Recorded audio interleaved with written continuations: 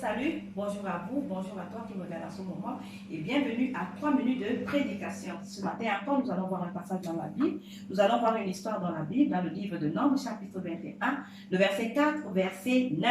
Dans Nombres, chapitre 21, du verset 4 au verset 9, la Bible parle des enfants d'Israël qui traversaient le désert pour la terre promise. Et pendant qu'ils parcouraient leur chemin dans le désert, ils ont rencontré beaucoup de difficultés. Vous imaginez les difficultés qu'on peut trouver dans le désert.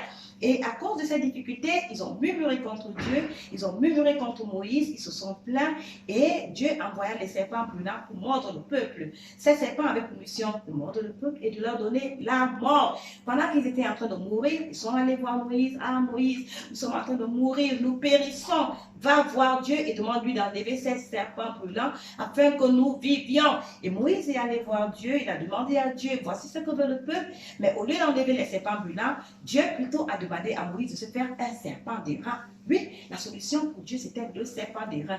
Et ce serpent d'airain, il lui a demandé de mettre sur une perche afin que quiconque aura été mordu par le serpent brûlant regarde le serpent d'airain et conserve la vie. Ici, il s'agit de la vie. Dans le livre de Jean, chapitre 3, versets 14 et 15, la Bible dit: quand Moïse éleva le serpent dans le désert, c'est ainsi que Dieu aussi élèvera son Fils Jésus-Christ afin que quiconque croit en lui ait la vie éternelle. Oui, lorsque nous regardons dans le livre de Nombres, chapitre 21, les serpents ici représentent le péché. Je reviens sur le péché.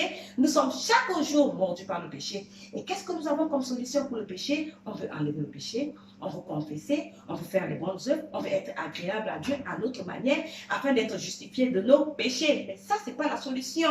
Parce que si nous retournons dans Nombres et que nous pensons que lorsque quelqu'un avait été mordu par le serpent brûlant et qu'il faisait un garrot et qu'il utilisait la pierre noire par exemple, ou alors la saleté de son oreille pour, n'est-ce pas, enlever le venin de serpent, il va conserver la vie. Ce n'était pas ça. Ici, il était question que lorsqu'on est mordu, on regarde le serpent d'airain. Et c'est là que nous conserverons la vie.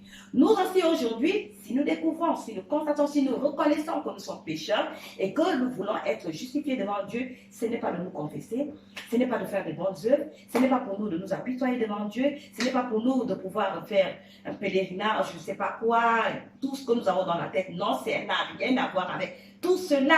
Pour que nous puissions conserver la vie, pour que nous puissions être justifiés de tous nos péchés, nous avons besoin de regarder à Jésus-Christ qui a été crucifié. Jésus-Christ sur la croix était pour que la morsure du péché puisse être anéantie. Et ça a été anéanti une fois pour toutes sur la croix. Et aujourd'hui, grâce à la mort de Jésus-Christ sur la croix, grâce à ce serpent d'airain qui est Jésus-Christ, nous avons la vie éternelle, nous sommes justes, nous sommes saints, nous sommes parfaits. Si vous avez quelque chose à dire, n'hésitez pas de me le dire en commentaire. Sur ce, je vous dis merci et à prochainement pour une autre édition de 3 minutes de prédication.